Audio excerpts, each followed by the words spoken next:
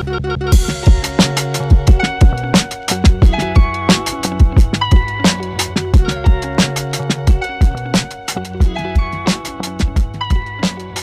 I'm Matthew Herzberg, and this is the Myopia Mindset. This is your weekly check-in for all things motivation, inspiration, and education on your path towards success with myopia management. And I've got an awesome episode planned for you today. It's all about the power of clinical consultation when it comes to orthokeratology. And I've got two amazing guests ready to join the conversation.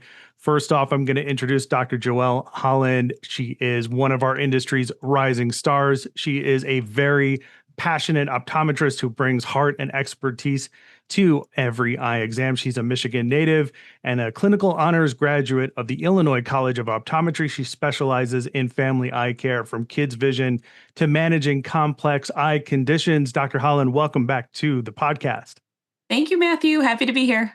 And I've also got Mark Cosgrove on, and Mark Cosgrove is a world-renowned Ortho-K lens designer with over 30 years of experience and more than 1 million successful lens designs. He is the co-developer of Doctor's Own Design, helping eye care professionals deliver precision and exceptional patient outcomes. Mark, welcome back to the podcast.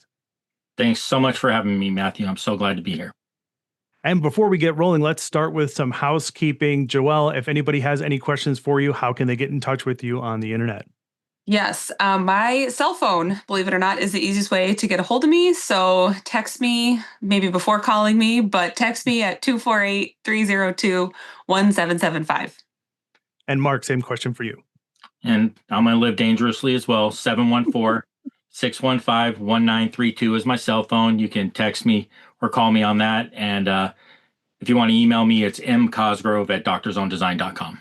Perfect. And don't forget to like, subscribe, 5-star reviews, all the things that help us grow here at the podcast. And if you absolutely love myopia management just as much as we do, or maybe even more, considering this supporting the podcast at myopiamindset.com. All right, so let's get this started.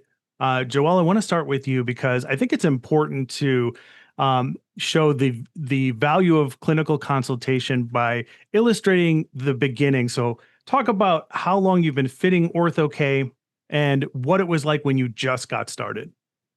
Yeah, absolutely. Sometimes I feel like I'm still just starting to fit Ortho-K. Certainly compared to the other fitters that you've had on your podcast, I am definitely in that early stage still. I graduated in 2016. So I hope to bring a lot of hope and slight guidance for people that are new to it, because even though I only started 8-9 years ago, I feel like I've come a long way in my career with the help of specifically Mark Cosgrove. So it's the consultation that really pushed me to keep wanting to do it. And I have found some consultation teams that almost do the opposite, because it's it's way too complex and I'm just lost, and you're doing it virtually, and it's just too much. So when I came out of school, I had learned maybe what an Ortho-K lens is, what it's supposed to look like under fluorescein in school, but did I really learn how to fit one? Maybe on a test I could pass it, but not in real life. And so I was hired by Dr. Gina Wesley at Complete Eye Care of Medina in Medina, Minnesota, and I've been there ever since. And she sent me down to Vision by Design, where I did the boot camp and the rest of the conference as well, and was really blown away. I also did Supercharge Your Practice with Dr. Nick Despeditas. So it was an action-packed, wow, long weekend for me that I came out of there being this is exactly what I want to keep doing. And then she had set up already some relationships with some distributors, and I came out of there with different ideas too. So truly, I got my toes wet by going to a conference is really where that started. And after that, I started to try and just reach out and build my own connections with the different people I met at that conference.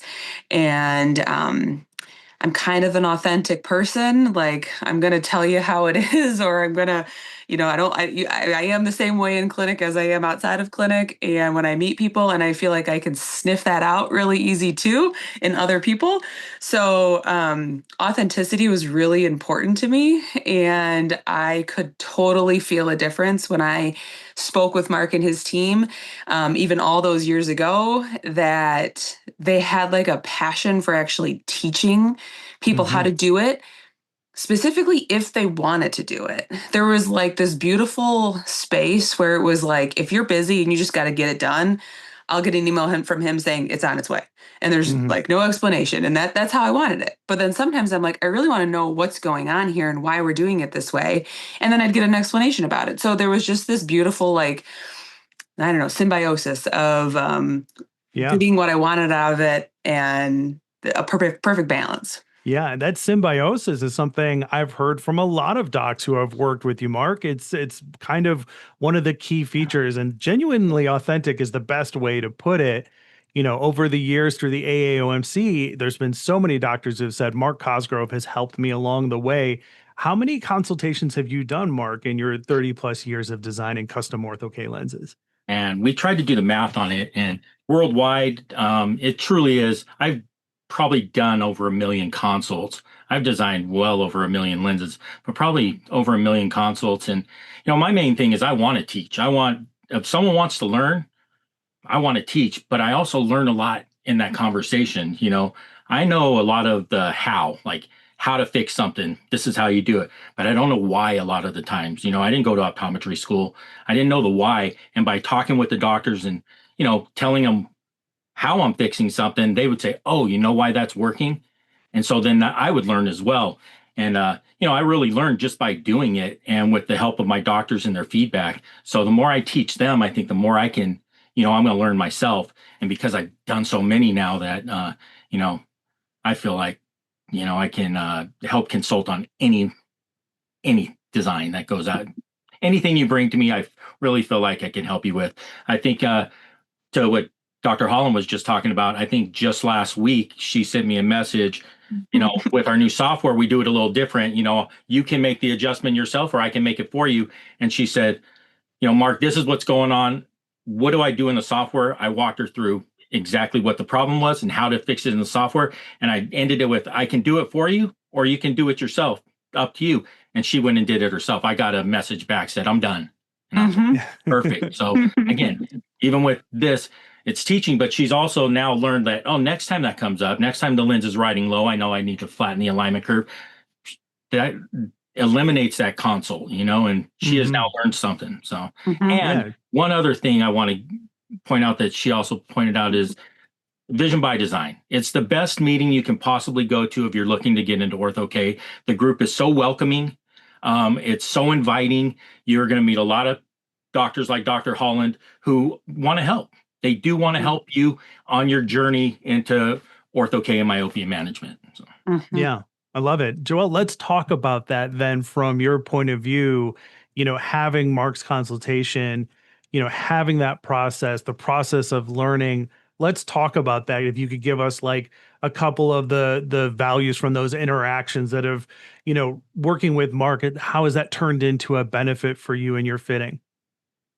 Yeah, I think that one of the biggest things that I feel I've always brought Mark what I think are like challenges that I'm like, I don't know. I'm told I can't do this anywhere else. And he's like, I'm in if you're in. And so that has really broken down barriers for me to be like pretty much Ortho-K. I mean, there's very rare that there's a patient that can't be fit in it. So when I do hit those, like, especially in the beginning where I was like, oh my gosh, like I don't even know where to start with these patients. I'd send it over to him. And at that time, it was before his fantastic software came out, but I would like literally email him something over. It would get back to me within a day for sure. And he'd be like, this is what I'm thinking about designing. And he'd always kind of end it with like, do you want to know more? And that's like the part that I really loved because sometimes I have the time. I want to learn, especially in the beginning. I was like, why are we making the treatment zone this? Where are you getting the diameter from? Like, how are you looking at all of this? And then there's other times where I'm like, I am so busy, like just take these this manifest refraction and these topographies, and I'll see a lens in 2 weeks. So, Right. and I loved that. And so I think where Mark was different with his team was like he truly like would hear even through like email. Like I wasn't even talking to him. Like he would hear it through email on like what I needed, how I wanted it, and he would come back and he would give us exactly what we wanted. On top of the fact that his designs were like wildly working really well, where everyone else was like, this shouldn't be working. It would be, I mean, I still have like 3 or 4 of my patients who are now off in college that are like -8 with -4.5 sil, like oblique or, just something ridiculous that you were like, this is never going to work. And we're watching the corneas where there's like minimal rest rings, like everything looks so healthy and normal. And these patients are so happy. And it's really thanks to him and his design and his willingness to tell me like, hey, this is off label. And like the patients just need to be okay with that. But like we prescribe a ton of stuff off label all the time to our patients. I mean, anytime we use what we use to treat ulcers and all that stuff is off label. Like, so I express that to them and I'm like, I have this design that I know is going to work quick and I can get to the consultation team and back and not wait forever. And now with the addition of his software, like that's even cooler because I can see his brain working in software form, which is really cool. And so Thank God it's only lens design. It is really cool. And it's like I'm able to, because now I can see the parameters. Like when it calculates the lens, I can see what it's like coming out to. And I think that really almost shows how amazing his like lens designs are because I've been using his lenses for over like a year plus now. And I truly haven't had to make an adjustment. So I went back and did it the normal way that I always had to do it. And I was like, Mark, like, here's the picture of what it looks like. And I need to fix this. And he goes, by the way, like really gently and really like, just so you know, the software that you've been using for a year now, you can go in and like adjust it yourself. And I was like, oh my gosh, how cool. I didn't know how to do that. So he had to teach me really quick. And then he taught me and I was off and away. And the way that it's lined out on the software, you're learning as you're doing it. Like you have to make the slight adjustment, but once you do it, it's like you're educating yourself every single fit that you're doing. And if you don't want to do that and you want him to do it, like email him. Like that's fine. They can still do it for you. But I thought that was really slick. And I love the ability to do that when I'm at clinic quickly. I can put a note in for my like present technicians to help me reorder that lens. And I still have to review it before it gets sent off. I can actually send a message to my virtual assistants overseas to make the adjustment, to put the lens order in, to do everything that I need to do, which I think is just incredibly like so efficient. And I love that part of how the world is changing and things are changing with that.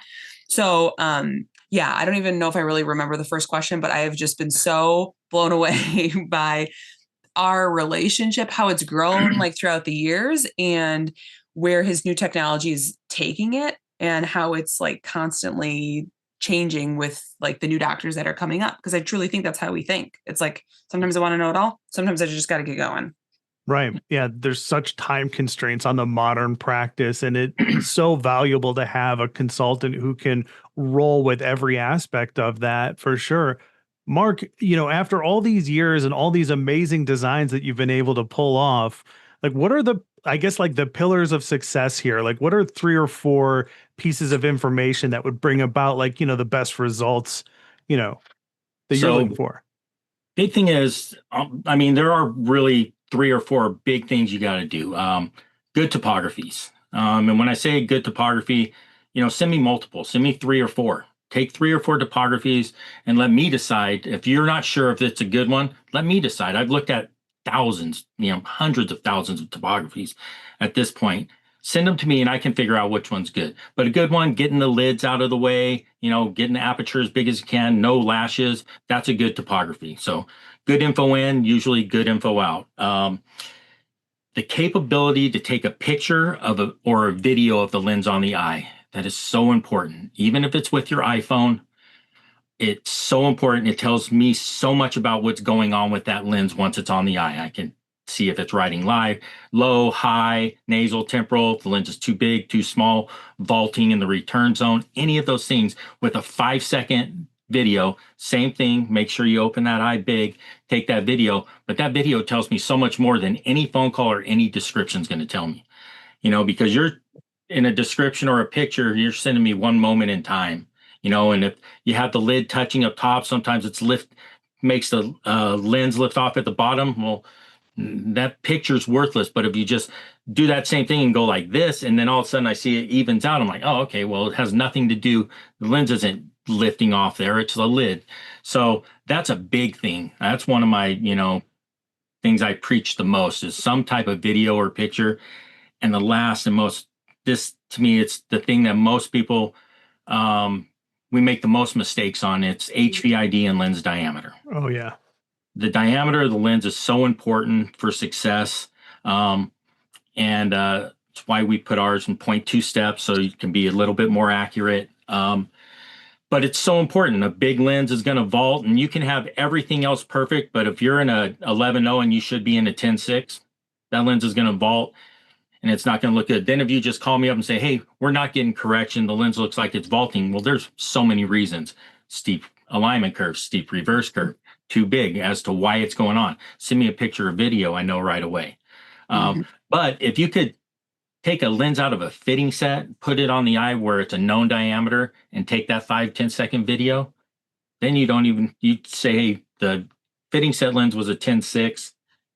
Here you go. So those would be the big tips I would say, but the main thing is good info in gets good results out, Yeah.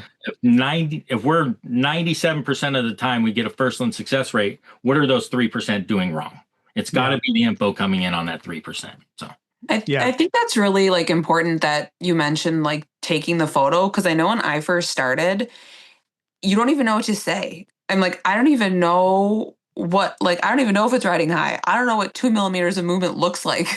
I don't even know I don't know what any of that is. And that it's scary. It is. And in a graduated doctor, and I'm not going to compare men versus women, but I'm probably a little easier to be I don't really know what's going on here versus another new grad coming out, so I think that is really valuable to know that you've fit over 1 million lenses. You've said the same thing over 1 million times, but you're still so open to being it's just I know you don't know all the things. And as simple as a photo, that's what I started doing when we had our Firefly, when we had our anterior segment technology. I'd be can I just send this photo over to you? Honestly, I think I'm saying what I'm supposed to be saying, but what if I'm telling you the total opposite? And then you send me a lens and it's worse. And so, and you just get more and more discouraged. And then you're this is sucking up all my time. This is sucking up all my chair time. I'm losing so much money on doing this. I don't want to do it anymore.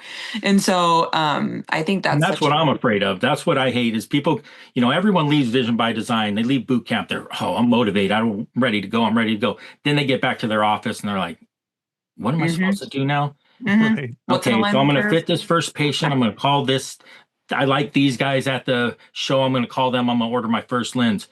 What's it supposed to look like again? You get back to your office and you're like, oh man, this didn't go the way it did when I was sitting at boot camp. And you got two patients waiting for you. Yeah, yeah. Where you have everyone experienced who's giving you demonstrations who can put a lens in, show you, this is exactly what's everything's perfect. Then you get in your office and it's not, and you're like, what do I do? So that's why I am the way I am, and I'm so eager to help, especially those new grads, because a lot of my good friends who are now people like yourself, very experienced fitters who are very good at this, were those people, and I met them at Vision by Design. They knew nothing, and now they're some of my biggest champions and people who are out there, helping me grow my business. So. Yeah, I remember talking with Dr. Marie Homo Palladino, who said, when I first started out, I talked to Mark and he did a lot of hand holding. I'm summarizing what she said. He did a lot of hand holding with me in the beginning, but then very quickly was able to kind of just I don't know how she put it, get out of the way and just let her move forward. And you went from being the mentor teacher to being the standby assistant for her. And she cites that every time as being this amazingly valuable experience. And it's so important. Like all of the things that you mentioned, these core pillars, I have seen cases that have gone south because of each one of these or multiple versions of them. I remember seeing, we finally got a fluorescein video from the patient, and we could see that some of the fluorescein was coming out. We didn't have a proper seal and would never have realized that from the get-go without seeing that. It's so valuable. So I want to go into also complex cases, right? Because Joelle had you had mentioned, these designs that you didn't think would have worked normally. So can you discuss for us, like, I don't know, like a very challenging case or patient where, if it hadn't been for Mark's support, to be perfectly honest, like maybe this wouldn't have worked, Mhm. because having the confidence to even attempt a case like that because you've got Mhm. Mark in your corner has got to be absolutely huge. So, Mhm. do you have like a challenging case or challenging patient you could tell us about?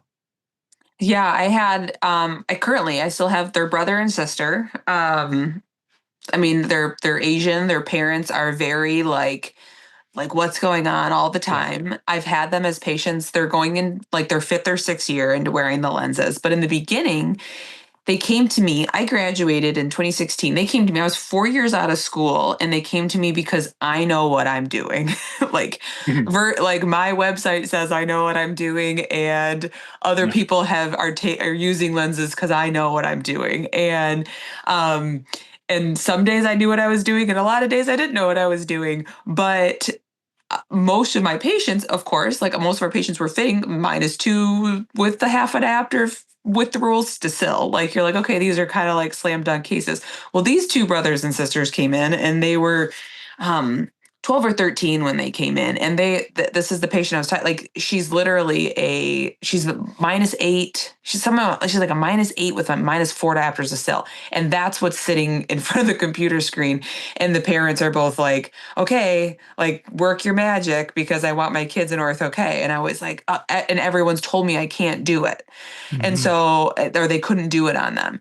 And I was like, okay. And like literally it was just like this, like Mark is like floating around the room. And I'm like, well, and truly in that moment, like you're trying to convince, I haven't talked to Mark yet. So Mhm. I'm like looking at these parents being like, okay, like I know the type of parent you are. I know what you want to hear. I'm looking at these kids. I'm like, I am worried beyond worried for your vision. Like we absolutely need to be doing something. And with all of the successful fits that I've had in the past, higher myopes, but this was definitely, these brother and sisters were like definitely the highest myopes I've had with the added SIL component on top of it. And I was like, okay. And I just kind of like, I was like, I know because of how he's taken care of my like other patients in the past and how might have like a -6 or -7 patient, not as high as SIL, but he's always like, yeah, like I think that we can at least try this and we can manipulate lenses and, we try it and we keep looking. And so I just trusted, like without even consulting with him, to be like, I'm pretty sure that we can do this. Like, and I did tell the parents, this is off label. This is going to be highly complex. Like there may be like a lens or two, which actually I don't even think that there was. And I think I was like, it's probably going to take 3 weeks for your vision to like get to clarity. And I think it took like 3 days. It was all bizarre. Like I remember them coming to like their 1 week follow up, and I was like, whoa. I was like, Mark is really good at what he does. And so just that that trust in knowing. And I also knew that if I truly was going to come to him and like he looked at the topographies or he looked at the manifest or he looked at all the things he needed to look at, and if he really was going to tell me no, he was going to explain to me really why no was not like, or all the things that might be the hiccups or the problems that we go down the road, and be like, hey, these are some things that maybe we just need to talk to the parent about that might become challenges, but we could just continue to work through them and see how it can go. So knowing that I had somebody to like advocate for me and not the opposite, like totally like shut me down and be like, what are you doing? Like you're crazy. People are gonna go blind or something. And they've been so happy. And I have another patient, high myop, high cell, same thing. She's a D1 Ohio State volleyball player right now, and she truly like she chalks up all of her like a lot of her visual success on the court to switching into Ortho-K lenses, because her soft toric lenses were always like moving around and drying out and all the things. And so like some of my highest like manifest refraction patients have been the happiest once we get them fit successfully. And it's when I'm already just like, I know the relationship I have with him. I know he's gonna start with yes, and then he's gonna give me reasons why this might be challenging. And then we can always like, I still tell the parents, we're just working on it. If we need to adjust course or something, we can. But if you're in for it, I'm in for it. I know he's gonna be in for it. So having that team of just like positivity and truly just the goal is like, and my goal and like we need to save this kid's vision, like whatever we're going to do. And if I keep hearing like, oh, the FDA, I'm like, okay, well, what do you mean? Like I need to do something for this kid. So yeah, that's where I'm at with Mark and his expertise and his authenticity and his ability to just truly hear every patient case that comes through that he gets and is passionate about it, just as passionate as I am about it. Yeah. I love what you said at the end. If you're in for it, I'm in for it. And that's how I feel. If you have a motivated patient or parent, motivated doctor, man, nothing motivates me more than that. I will try anything with a motivated doctor because I think we can get there. I really do. If they're a myope, now hyperopes I've had, like my son, he's a +6 minus 550. Him, I don't know what I'm going to do with. Like, I'm struggling. I want to figure something out for him as well. But if they're a myope, give it to me. I'm willing to try if the doctor's willing to try. If it's cylinder only, I'm not afraid of that either. We've been fitting a lot of patients who are, -75 with 2 1/4 sil, who everyone says, oh, you'll end up with a, maybe a +0.5 -1. Patient will be happy. Where we're not getting that. We're getting them down to 20/20 vision. They're happy with good refractions. So again, it does take time on those harder patients, but if they're motivated and you got a motivated doctor and I keep doing them, it's going to get a lot easier the more I do, because I've learned already a lot where we're having a lot more first lens success rates with those high myopes that we used to have to do 2 and 3, 4 lenses to get it right. We're not having to do that as much anymore. And now the cylinder patients, we're getting to them in, 1 to 2 lenses instead of 2 to 3 or 3 to 4. It's just getting better. So, I'm down to try anything. I will try and fit any patient. Like, I love it. That's the thing I like doing more than anything, is fitting someone when they tell them it can't be fit. My highlight, my favorite patient I've ever fit is a tennis player out of Arizona, right here in Arizona, with one of my buddies, Dr. Justin Jones. Patient was a -14 in one eye and a 1275 in the other. And just, he played tennis with, either wore goggles, big, thick goggles, or he wore soft contact lenses, same, nothing was good for him. He started Ortho-K. He's been in Ortho-K. He was 14 when we first fit him. 14 at a -14 and 1275. Wow. He's 21 now. It's been 7 years. Kids, he wore the first set of lenses for 4 years. Wow. For 4 years. I don't recommend that. I recommend it every year, especially for me. Like, I want him to order lenses, but he wore them for the first set for 4 years, and now they replace him yearly. Now he's, into college and playing, professional tennis. So. Yeah, I love it. Mark, can you get us into your headspace a little bit? Like when a challenging case comes through, walk us through your process if you can, because I'm fascinated to get more into your head about like how you see one of these really difficult cases come in. How do you start to dissect it and then come up with a solution? If you don't mind walking us through it, I'd love it. So when it's new, now I've seen so many things that it's just kind of second nature at this point. But when it's new to me, I just think of, I'm lucky. I started working in the lab, so I understand what the machines can do as well. Those machines are powerful that we have, and hardly any of us use them to their full capacity. But I started in the lab, so I know what the machines can do. I worked in the lab for years, and when we were a small company, GP specialist, if I had to go get my hands dirty, I went and got my hands dirty. So I was in the lab even when I was, one of the owners of the company. So I know what the machines can do, and I studied that. So when they send it over to me, I just look at it and go, okay, have I done this before? Yeah, what did we do then? Okay, did it work? Pull up, like a lot of these high myo patients, the brother and sister she's talking about, those families, I remember those things because they're, they don't happen all the time. They're a rarity. So when they do happen and it's a success, you tend to remember them. So I go, okay, well, let me go look at what we did on, Dr. Holland's patient that time. And I go and pull that up and say, okay, we did this, this, and this to make it so it worked. So then now this time I'm going to go do the same thing and see if it works, or it didn't work when we made it that first route. What was the adjustment I made? Well, this is where I'm going to start with first lens this time.